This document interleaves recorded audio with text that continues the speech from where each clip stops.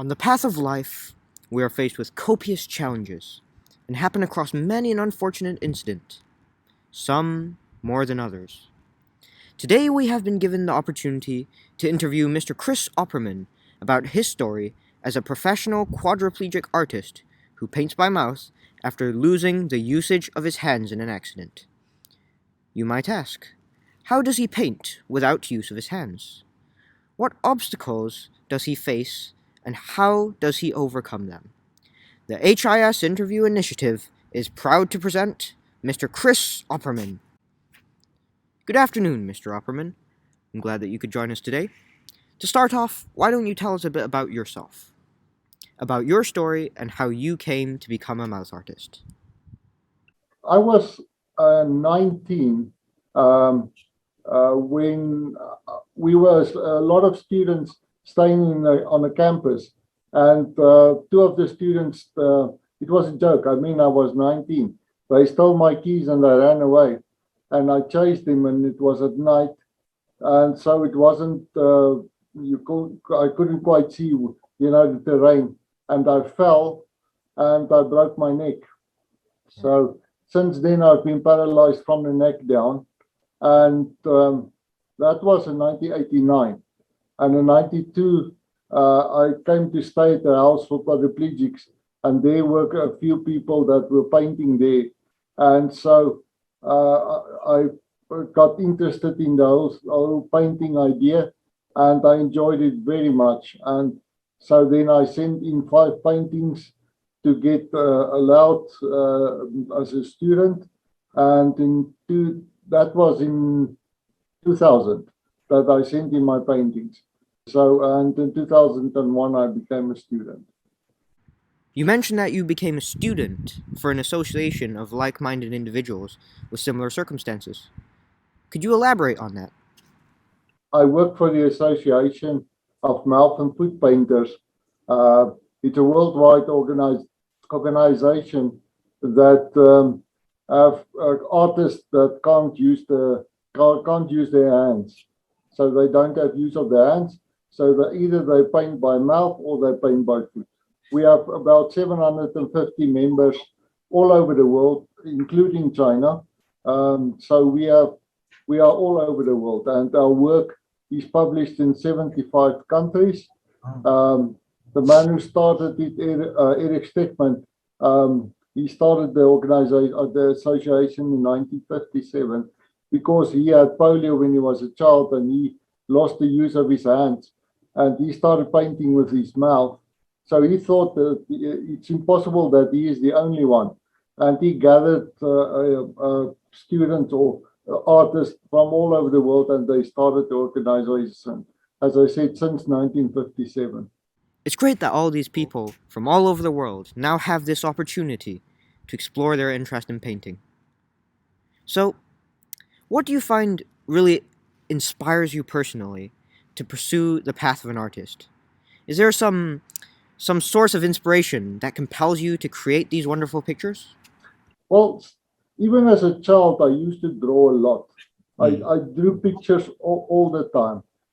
I didn't know that I actually that I had a talent to draw or paint, and so themes that I like, for example, children playing in the sand, or because every one of us, doesn't matter how old you are, you can associate with a child because we were all children at one time. So we and we know what it is to be a child, and that inspires me. And of course, old people. I like to paint faces. Old people with character that tells a story. And the thing about the painting is, like many jobs you do, and the day when you're gone, there's no proof that you were there. But when you make paintings, it will be there for many, many years, hanging in other people's houses. And in my case, my work being published on Christmas cards and calendars, and all kind of things like coffee mugs and so on. So it's a legacy. You have a legacy when you paint. You tell a story. You tell a story about yourself and about about people. And as I said, that is there forever. Absolutely. We were actually looking at some of your art, and to tell the truth, we were truly astonished. I mean, it's truly of a professional standard, and for me at least, it was actually hard to believe that it was done using your mouth. It was just so good. Could you tell us a bit about your journey as an artist and how you developed your skills to this degree of sophistication? Um, the one thing that I did, I think that was a good thing, is that uh, I kept I kept getting new tutors. Every time I get somebody that's better and better, somebody that will lift me up. So it doesn't help if you have a tutor and he's on the same level as you are, because they won't teach you anything. Mm. So I keep studying. I have a lot of art DVDs by very professional artists all over the world, and so I keep studying. I keep improving, and artwork. I mean, art is 1% inspiration and 99% perspiration. So working and painting is the hard work. 1% inspiration, 99% perspiration. Can you maybe share some of these challenges that make up this 99% that you've encountered as an artist? Well, as an artist, when a artist paints, he can and he uses his hand.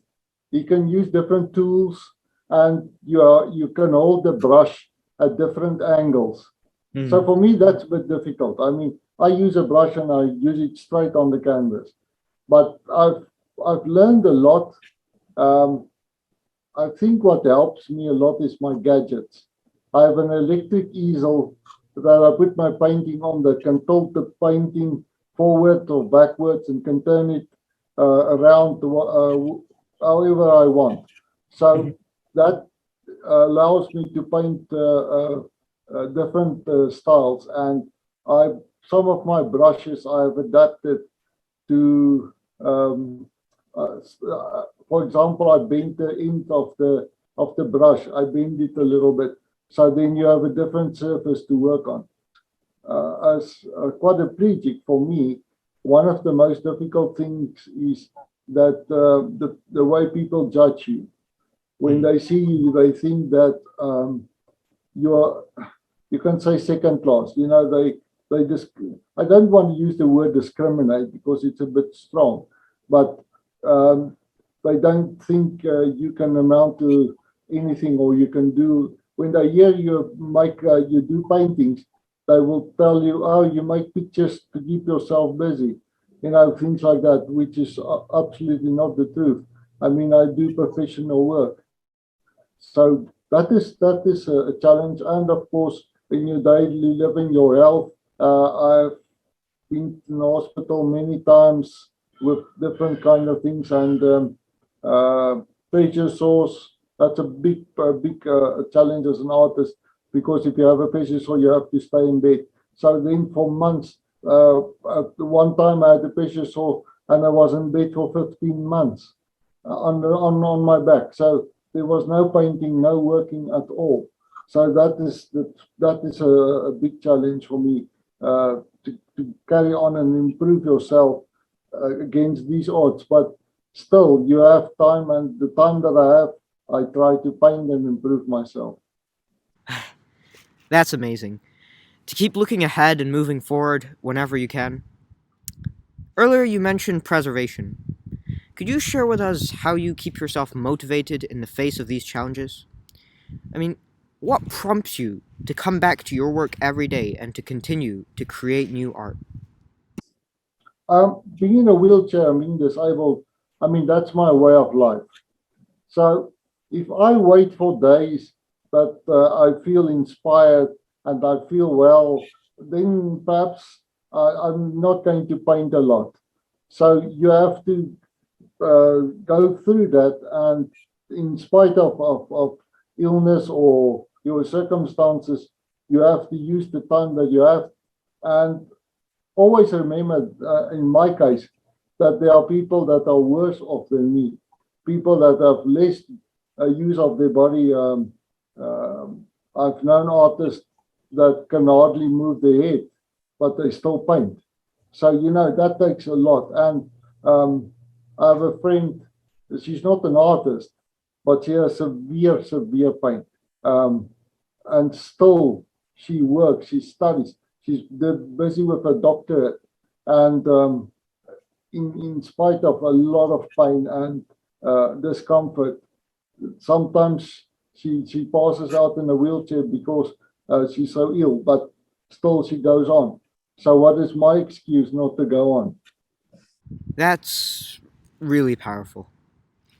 Sometimes we need a comparison to realize our fortune. Is there a moment for you in your life that left an impact which you would like to share with us? Yeah, well, one of the moments that changed my mindset for me was when I was in hospital.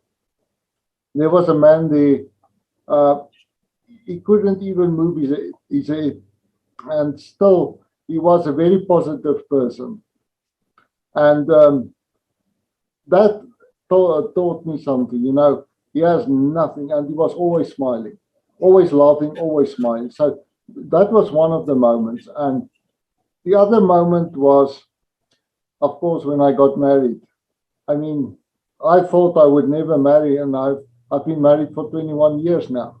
So I raised two children, and we are raising our granddaughter now. So those are moments that keeps you going, because there are people depending on you, and there are gifts in your life. So those are definitely some of those moments that that keeps you going. And of course, the first time I held well, I couldn't hold it in my hand, but when I saw my first check for my scholarship, um, and I know I did that. I did the painting, um, uh, and as I said, sometimes you feel when you're in a wheelchair, people might think that. I thought that as well, actually, that you can't amount to much. So when I had my first salary check in my hand, and I knew I worked for it. That that was absolutely a mind changer for me. Okay, well, before we finish, is there anything else that you would like to share with the audience today? Um, the thing is, a bad thing can happen to anybody. Everybody, young or old. I mean, I was 19 when I broke my neck. I mean, I never even thought about things like that. So we are not programmed to walk around and think all the time, this can happen, that bad thing. But actually, it can. So everybody listening to me and everybody around me, they are actually potential also quadriplegic or blind or deaf. So um, the thing is just, it doesn't matter what happens to you. The thing is what you do about it. I've never been depressed. Since the day I broke my neck, I was never depressed. I didn't go through the stages of mourning and anger and all those things they say. I didn't go through that because, well, I think my faith carries me.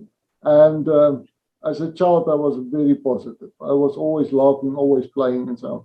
And I think that was part of my personality, and that helped me also to cope with things. So it doesn't matter what happens to you in life.